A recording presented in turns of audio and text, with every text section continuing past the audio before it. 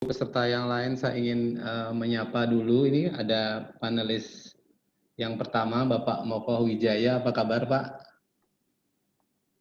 Luar biasa, Pak Stike. Terima kasih ketemu lagi lewat. Iya. Jarang-jarang bisa ketemu ya. Iya. Terima kasih, Pak. Ya. Kemudian panelis kedua ada Ibu Irin ya. Bu Irin, apa kabar? Aduh, kayaknya gangguan nih, Bu Irin, gangguan. Selamat sore, Pak Astika. Ketemu lagi. Baik, Pak. Iya. Kemudian yang panelis ketiga ada Pak Ketut Purnawirananta.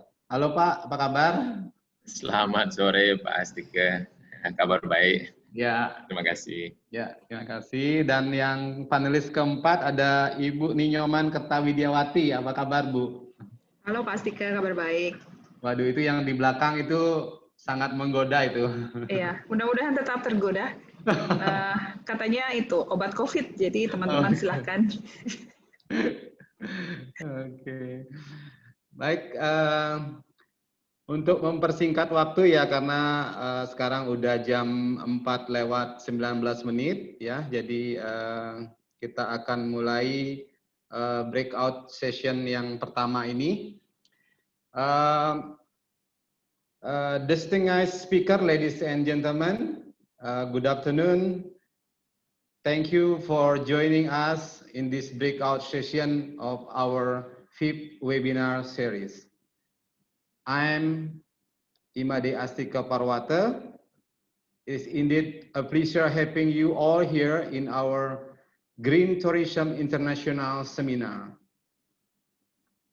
For the next 1 hour, we will be having both presentation and discussion, deep dive about green hospitality. Yeah, about green hospitality. I'm very hoping that we will be able to finish on time by 5 p.m. Bali time. So actually we have another 40 minutes, but later on, depend on the audience, we maybe extend the time. Ladies and gentlemen, without further ado, allow me now introduce our speaker today. First, Bapak Moko Wijaya, with the subject e-commerce-based accommodation marketing strategy on Airbnb in Bali. And then second, Ibu Irin Emanuelawati, with the subject a boutique hotels journey into turning green, a case study of Atanaya Hotel Bali. And third is Bapak Iketut Purnawirananta, practices of globalization in production aspect of Taku Kasa Ubud Bali. And the last but not least, Ibu Ninyoman Kertawidiawati, with the subject wine tourism in Bali opportunity review to sustainable development goals, Hatton wine experiences. Each speaker will have 5 to 7 minutes presentation, and one all speaker have complete the presentation. We will manage the rest 10 to 5 minutes for question and answer session. You may address your question to chat box, and we would humbly request speaker to also give response in the chat box. I will also see and pick up 2 or 3 questions, depend on time we have at the end of the session. Ladies and gentlemen, please now join me to welcome our first presenter, Bapak Moko Wijaya. Time is yours, Pak. Thank you, Pak Astika. Good afternoon, ladies and gentlemen. How are you this afternoon? Okay, to make a short, because the time is very short, I just start. Allow me to share my presentation then. Please wait then.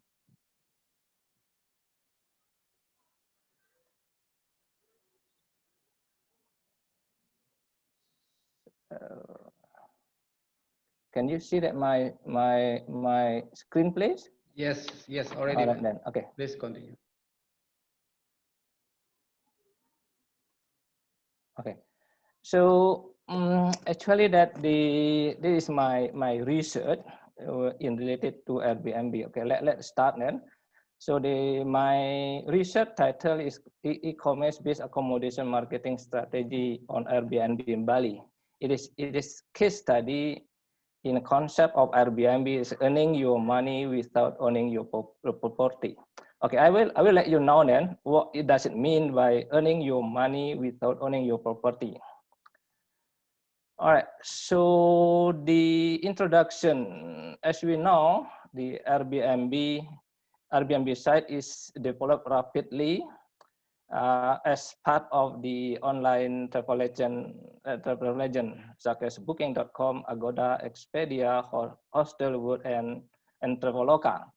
On Airbnb site, as you know, you might one of you might be aware that Airbnb you can do your marketing, you do your advertising, you can do your booking and so on. Airbnb is a different online travel agent. Why is it different? The different compared to other online travel agents, Airbnb has two different type of booking confirmation. Firstly, instant booking confirmation and manual booking confirmation. It might be considered as offline travel agent, but it is online travel agent. So, and my research method using the SWOT analysis, strength, weakness, opportunity, and threat to identify internal factor analysis summary and external factor analysis summary. What is internal factor of the Airbnb and what is the external factor? Internal factors such as there's no disparity rate, and also less booking confirmation, and external factor is so everybody can do property listing on Airbnb. Just make quick then because very short time. So Airbnb vision and mission, as I said, in Airbnb vision is earning your money without owning your property. What's the mission? No money, that you don't need money to invest on Airbnb. More money, you can earn more money without investing your money. And your money, you put your money on your pocket, you can earn your money, more money, as long as you know that how to market your product on Airbnb. And what's the result and discussion of my research?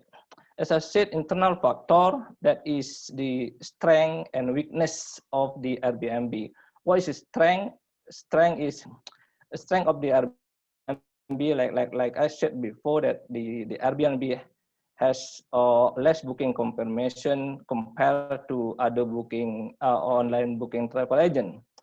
And what is weakness of the Airbnb from the internal factor is so many questions from the guests, because Airbnb can be considered as offline travel agent, so that can be instant booking confirmation and manual booking confirmation.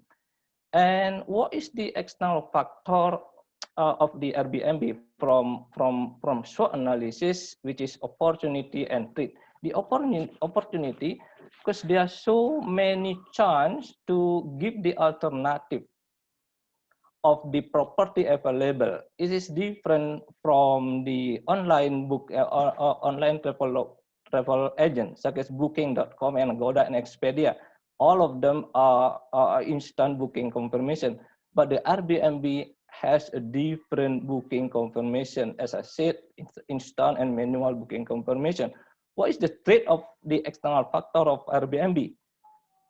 Because that is related to the force majeure. Sometimes the guest can can cancel at any time with the any reason related, even the last minute cancellation.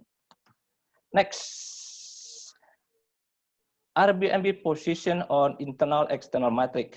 I did a research so to find out the Airbnb position on internal external metric.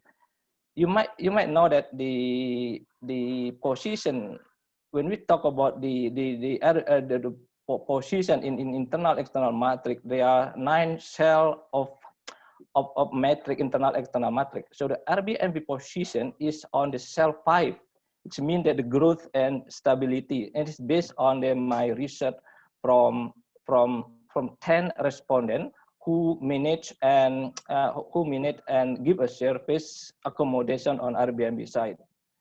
So what is the strategy need to be implemented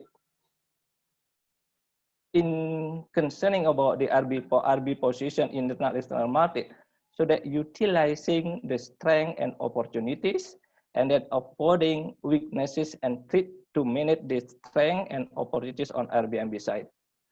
Okay, so on the other hand, so there's an alternative strategy by using the diagram matrix. So based on the SWOT analysis, the strategy need to be implemented is based on strength and opportunities. So it means that the strategy is to use strength to take advantage of opportunities, and then strategy weakness opportunity. So the strategy to minimize weakness to take advantage of the opportunities, and then strategy strength and threat. So that strategies to use strength to overcome a threat, and then strategy weakness and threat is strategy to use strength to overcome threat. All right, I think that is my research based on the SWOT analysis with the 10 correspondents, so that I can conclude that the strategy should be implemented, including utilizing strength and opportunities factor to avoiding weaknesses and threat to manage the strength and opportunities of Airbnb site. Growth position on the cell 5 and maintain the strategy that must be taken from the accommodation service community, what we call like as a host who manage and doing a property listing on Airbnb, is to maintain the strategies that has been implemented in managing accommodation marketing on Airbnb side to increase accommodation revenue. So as long as we can manage the strategy, the alternative strategy need to be implemented, so we can get more increased accommodation revenue. All right, Pak Astika, I think that's all my presentation. This short presentation, we can discuss on the Q&A session. Thank you for your attention. And thank you, Pak Astika. Thank you all attention of your ladies and gentlemen. Thank you. Yeah, thank you, Pak Mokoh Wijaya. What a short presentation, but very interesting, especially for the new people that learning about OTA. It's very interesting that to know Airbnb is an OTA, but different than OTA. That's the key question, yeah. And you can earning your money without owning your property. This is very interesting for all of us. I invite all the audience to send the question to chat box, and later on Bapak Mokoh Wijaya will answer also. All right, we continue to the second panelist, Ibu Irin Emanuelawati. Time is yours, Bu. Okay, thank you very much, Pak Astika. I hope that my signal is going okay now. Let me start by sharing screen first.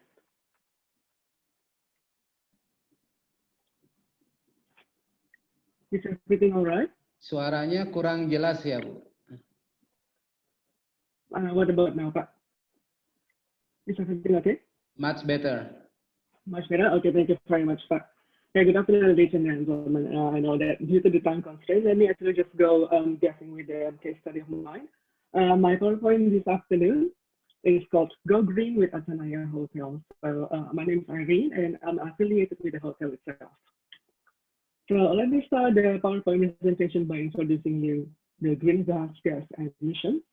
And it is definitely detrimental to our environment because it has severe health issues for us.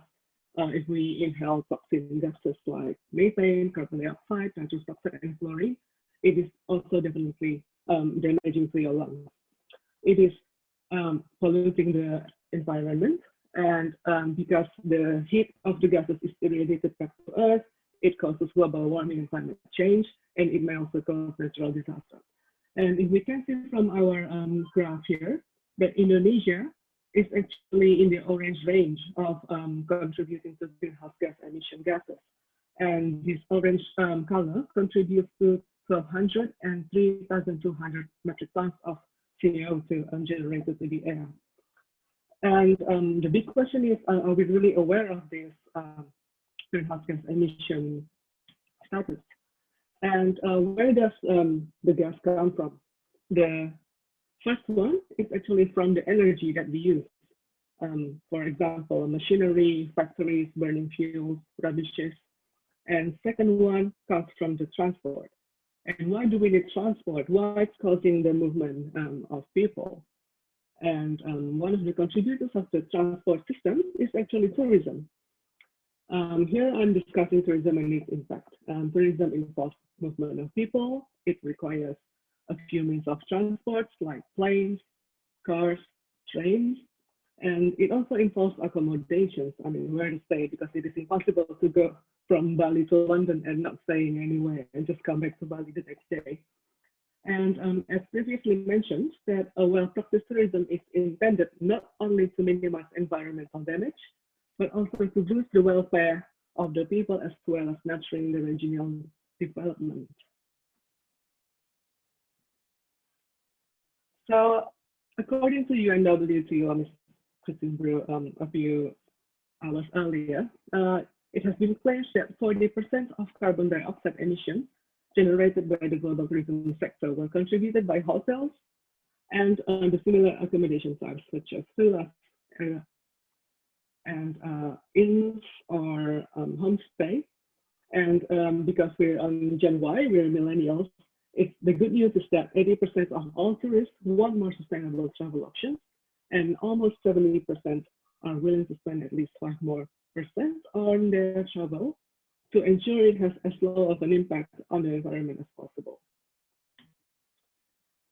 And because the green accreditations of hotels started back in 2013 in Indonesia, most of them are located in the tourist congested areas like Sanur, Seminyak, Legian, but none of them are actually very seldom located in the border of Kuta and Denpasar or in the Bali provincial case. So Athenaya Hotel Bali is located in the Bali provincial area, which is Denpasar. It is well ventilated, boasting 109 rooms, surrounded by green plantations, and the hotel itself supports 100% green principles. It has been previously mentioned also that when hotels apply eco-friendly concepts, they can actually cut off the budget. And some of the graphs here, the considerable effort has been put by the hotel itself, LED lights, large windows, maybe you can't see, but and also airy outdoor pool areas at the top floor. Another major efforts put by the hotel is that in the guest rooms, it could be seen from my research that the water jugs has been replaced. The plastic bottles has been replaced by water jugs. The hotel has eliminated plastic straws and replaced with cassava straws and paper straws. All rooms were compliant with LED lights, and it's important to have LED lights because LED lights have more efficiency, lower cost, and much longer lifespan than the incandescent and conventional light bulbs. In common areas, no smoking sign has been put in all common areas. And one of the meeting rooms here is actually surrounded by plantation, so also well ventilated. Now, the perks of staying at this hotel is that because actually it is ongoing towards green accreditation, the price is still very competitive. So thank you so much, and don't forget to support green hospitality and stay at green accommodation. Thank you. Well, thank you, Ibu Irin, for the short information about the best practice hotel journeys into turning green, especially a study case in Hotel Athenaya Hotel Bali. Well, we will continue for the next panelist. Bapak I Ketut Purnawirananta. Yes, Pak Ketut is the student of Master in Business Tourism Management also, and the owner of the Tako Casa Ubud. Time is yours, Pak. thank you, Pak Astika. Good afternoon, everyone. Bapak dan Ibu, all distinguished participants. Let me present my research. The title of my research is the practices of globalization in production aspect of Tako Casa Bali Ubud. Thank you. Well, the globalization and social trend, which globalization tend to dominate the local cultures, which both has a positive and negative impact. And then, as one of the restaurant located in main tourist area, the domination of globalization at Tako Casa Ubud can be seen from their product and other cultural aspects. Even the market share itself is dominantly Western market share, and only small percentage of Asian market, especially Indonesia and Bali, so far at Tako Casa Ubud. And then the problem arises during COVID-19 pandemic. Most of tourists, Western tourists especially, has been returned home, and then now the only option available is local market become the main market. And then at the same time, Tako Casa products, which is dominantly global, Mexican flavors, is not a staple food for locals. That become another problem of the businesses. And then the localization in the production process is the middle way and how to meet the global and local as one of the strategy to, for achieve the goal of business goals. And then next slide, please. Oh yeah, okay. So as I told you earlier, that globalization is in production process become a middle way, and how global and local meets to meet the local markets. And then this is one of the problem regarding the minimum aspect of localization that this restaurant has. And then this globalization concept is introduced by Robertson in 1992 as a pioneer of the idea of globalization, right? That globalization is as the interface of the global and the local. And then while Barker's in 2005 said that globalization is in general is the production of local things on a global scale and the localization of the global. Next slide, please. While doing this research, we do some literature review, like Pilser said in 2008 that globalizations of Mexican cuisine, and then there was a research by Kumar et al. In 2007 that localization in food and agribusiness strategies of adaptation to local needs and demands. And then also another research by Oliveira in the dynamic of globalization, the case of McDonald's, Portugal. And then also there is from William in 2016, globalization and localization marketing of McDonald's. And one of, this is a very rare research, one of two research that has been done in Indonesia by Anung et al. In 2016, related to food business, is in localization on cafe or restaurant identity, case study of localization and local and global cafe or restaurant identity, franchise in Solo City. And then next, please. This research method the data were obtained through the interview technique, participant observation, which I am as a researcher become an active participant in doing the research, and then by document study. The data were analyzed using qualitative analysis technique through the stages of data reduction, data presentation, and conclusion. Next, please. Based on our research, my research, that this was conducted aim of knowing the practices of localization in the production aspect, the integration between globalization and localization, and then at Takokasa Ubud, in order to get the result as the global localization. And then the production process, starting with preparation and production process and availability of the product ingredients itself.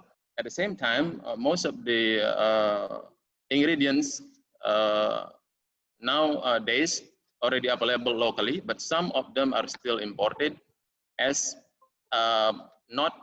Takokasa cannot find the alternative ingredients to create the product that they are going to sell. But at the same time, this is the opportunity to do localize, combining between local and global and local. So, and then what is the output of this product is between combining between the global product with the local product. Let's say this, in this case, let's say to adapt the product. So product localization of the product is combining between the global product and then the local product as Mexican as an international cuisine, and then become now, as said by the earlier on the literature review by Pilser, said the globalization of Mexican cuisine.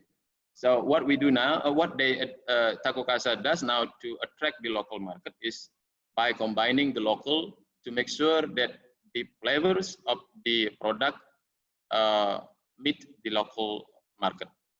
Next, please. So the conclusion and the implication, the product of Takokasa initially dominant global. So far by now, the product of Takokasa is dominantly global.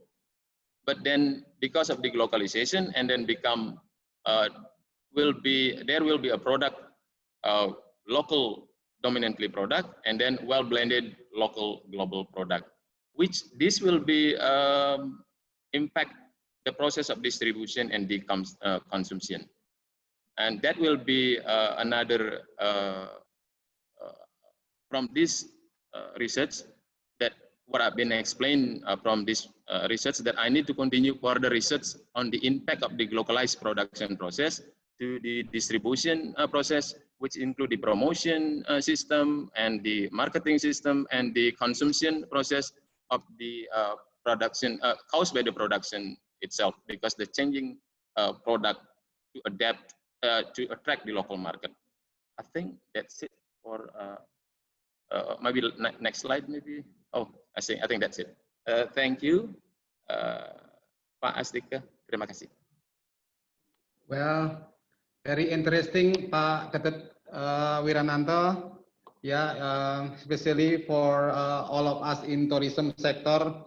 So with this current situation, we have to take initiative to do smart thing. Yeah, for example, like mentioned by Pak Ketut, that the product is actually global, and the customer is local. So how to blend it global local product, so the customer still can enjoy the global product. That's very interesting. Thank you very much for sharing, Pak Ketut.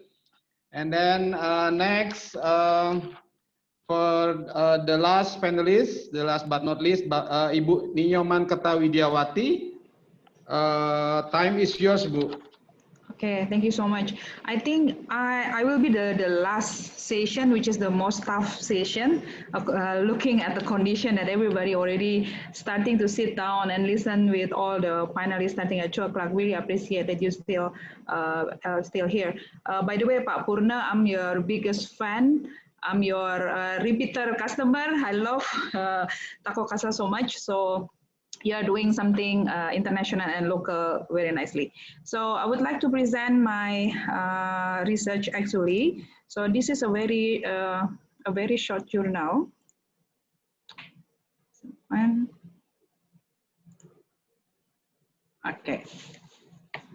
okay, so this is a very early, this is what we call the article journal. So basically a very short research that we are doing on the preparation of the actual of the thesis of the program itself. So the review is about the wine tourism in Bali, opportunity review to sustainable development goals. And I'm using the Hutton wine as the experience to be shared on this presentation and also the survey.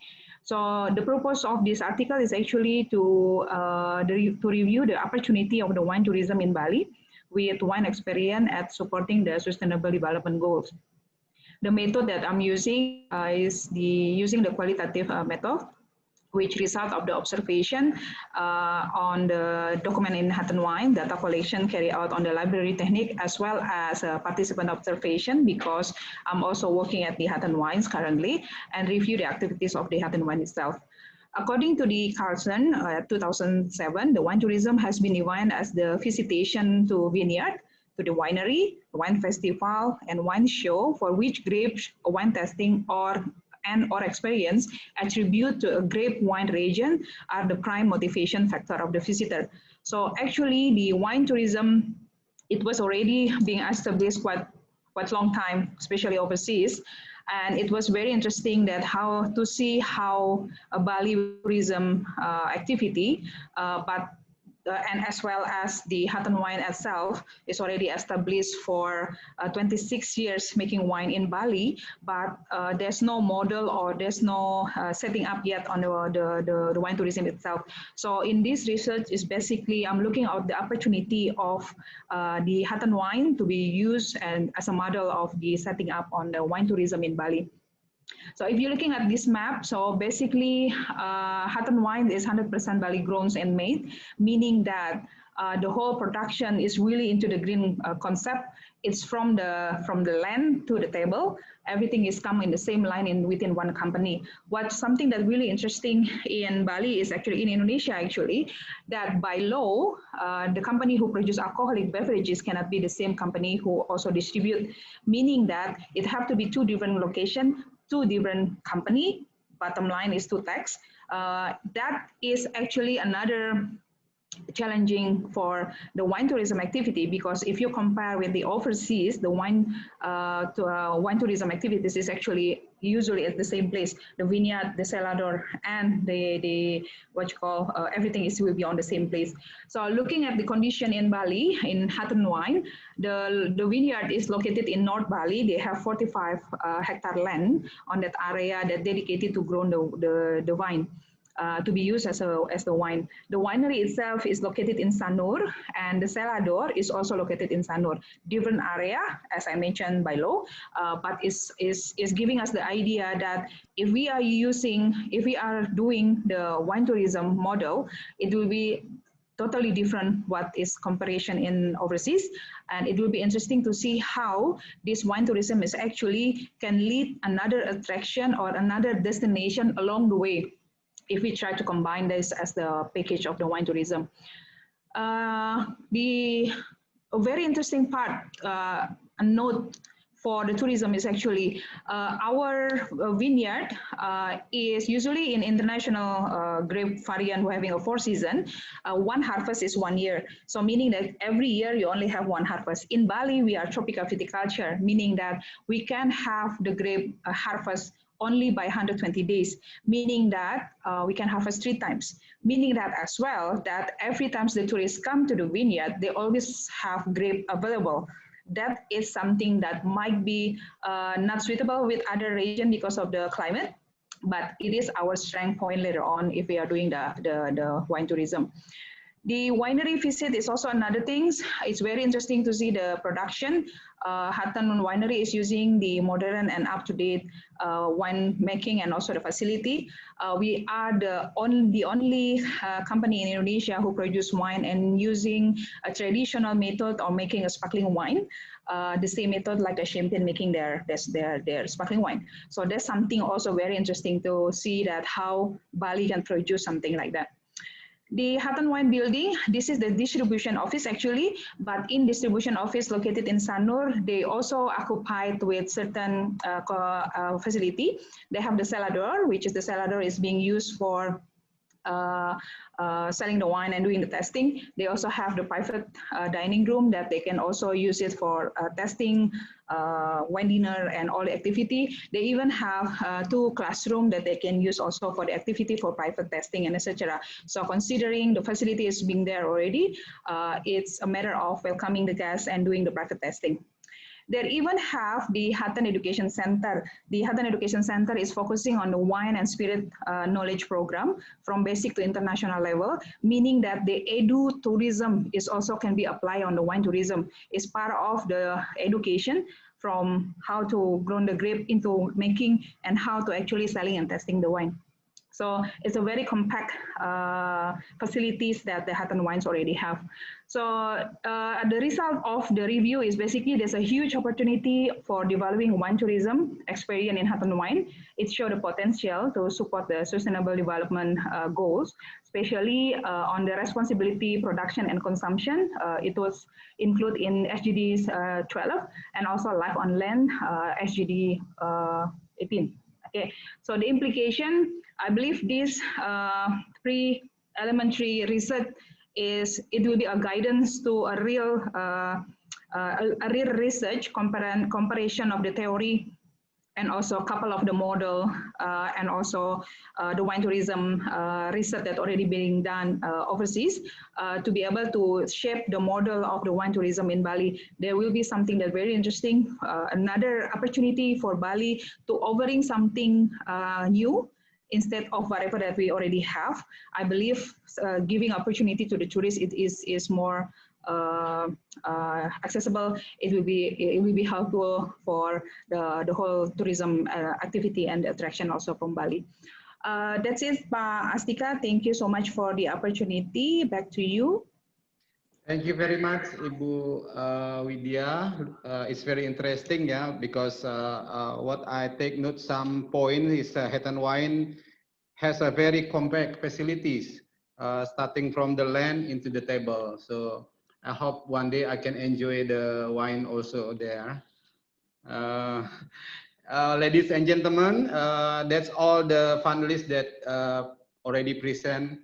And it's very interesting to know from the first finalist is about Airbnb, and the second finalist is talking about the green accommodation, the best practice, and then the third is about the something to eat, and the last is something to drink. So it's very complete, yeah. Well, ladies and gentlemen, now we continue to the question and answer. Let me check on the chat box, yeah. There is the first question, attention to Pak Moko, yeah, Pak Moko.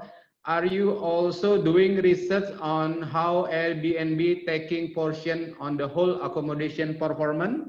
Time is yours, Pak. Thank you, Pak Astika. It is very interesting question. Actually, that a lot of research can be done related to Airbnb. You can search on a journal. There are a lot of research related to Airbnb. So that because I'm personally involved on Airbnb, so that I'm very interested to do research on Airbnb. So my next research is the competitive advantage inovasi model bisnis akomodasi pariwisata pada Airbnb di Bali. So I'm actually interested why not all the accommodation in Bali to do advertise on Airbnb, like a 5-star hotel or 4.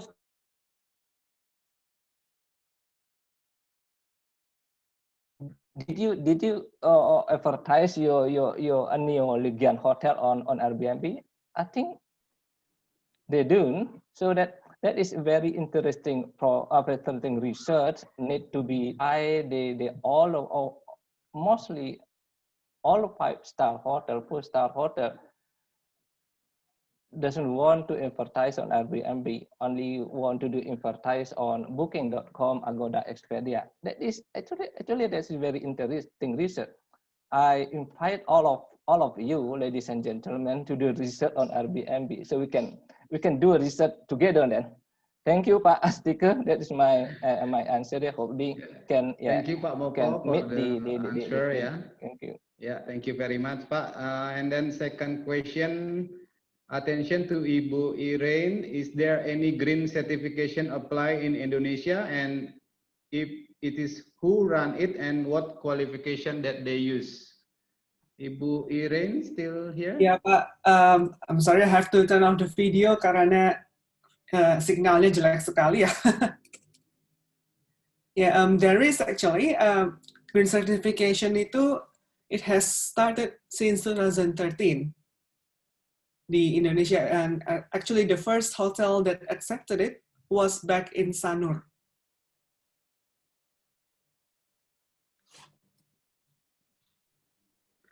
All right, Ibu Irene. Halo, iya Pak. Yeah, it's all already. What was the other question? I'm sorry.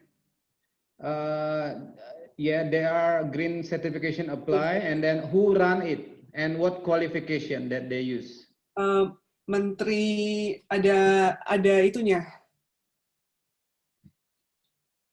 I have to look for further research into it. Actually, I forgot what type of ministry that is, but there's such things. All right, thank you, Ibu Irene. And another question actually to Ibu Irene from Pak Budi Arma ya. As one factor of green tourism, green accounting or green finance is an important thing. My question is, how do you or Atanaya treat finance transaction in accordance to green accounting or green finance? Wow, very interesting question. This is definitely out of my background. Maybe Pak Astika could help. In terms of green, well, from my perspective, in terms of green, let's make it that the money is clean, that it's not stolen, or and we keep on paying the leverage to the bank. I hope that kindly covers a bit of the finance there. Yes, if I can add related to the green accounting or green finance, it might be in more in the reporting that normally used in using the paper. So now all the reporting is paperless. So in order to saving all the expenses raised because of the using of the paper. Yeah, that's I think one of the green accounting or green finance action. Thank you, Pak Astika. Yeah. And then question to Pak Purna regarding globalization concept. What is the correlation of your research with green tourism? Terima kasih Pak Astika atas waktunya. It is, of course, the globalization practices discussed in this study are closely related to the existence of green tourism, including ecological, economic, and social alignments. For example, the use of the local materials, local labors, and other work systems and local natures are related to the preservation and development of the physical environment, efficiency and effectiveness, and also we use local labor following the local regulation. Thank you. Well, thank you very much, Pak Ketut Purno. I think because the time, I will pick up the last question for Ibu Widya, ya, for Ibu Widya. If I can see here the question, just hold on a second. I think it was addressed to Ibu Irin, but the content is from me, Pak Astika. Let me yes. help you. Yes, Yeah. please continue, Yes. Bu Widya. Kania was asking, is there any eco-friendly activity applied in the production of the wine? So basically, the whole program itself is very eco-friendly. Just imagine that you're visiting the vineyard. You are basically doing the education at the same time is sightseeing, looking at the vine itself. Melihat bagaimana anggur masih di pohonnya begitu ya. Actually, you can also taste the grape because you can actually eat that grape during the whole perception. We are very lucky among other Asian country. Bali is having vineyard facility comparing to the other Asia country, let's say Malaysia or Singapore, they don't have the vineyard available. So that's the one thing. So the eco-friendly is starting from the vineyard itself, and then following, if you are visiting the winery, basically you can see the best practice of how we're making wine, and how it's actually very interesting to see how the waste management as well that being applied and carry out using international certification and standard to produce the wine itself. So the whole concept itself is taking the eco-friendly activity during the concept. The opportunity is very huge. It's a matter of how we are formal the model of the wine tourism itself. So it will be interesting to see the follow research after this. Thank you, Pak. Thank you very much for the answer, Ibu Widya. It's very comprehensive answer, yeah. I think there is more question on the chat box, but I believe we are run out of the time. So I humbly request all the speaker can answer the question directly, yeah, in the chat box. Well, distinguished speaker, ladies and gentlemen, so I have only a few minutes for conclusion and closing. Ladies and gentlemen, in recap of our discussion today, I would be delighted to highlight a few points. First, it's about the study case. Airbnb is earning your money without owning your property. And then for the best practice, hotel journey into turning green should be applied for the green accreditation. And number 3 is about the how to meet global and local into globalization and blended global and local product. And the last, number 4 is Hatton Wine is really concerned for the sustainability development, and they have a very compact facility starting from the land into the table. Well, thank you very much indeed once again for joining us. I'm Astika Parwata. I'm closing the session. Have a wonderful day and see you in the next webinar. Thank you, Pak Astika. Thank you, Pak Astika. Thank you all, ladies and gentlemen. Have a Terima good kasih. day.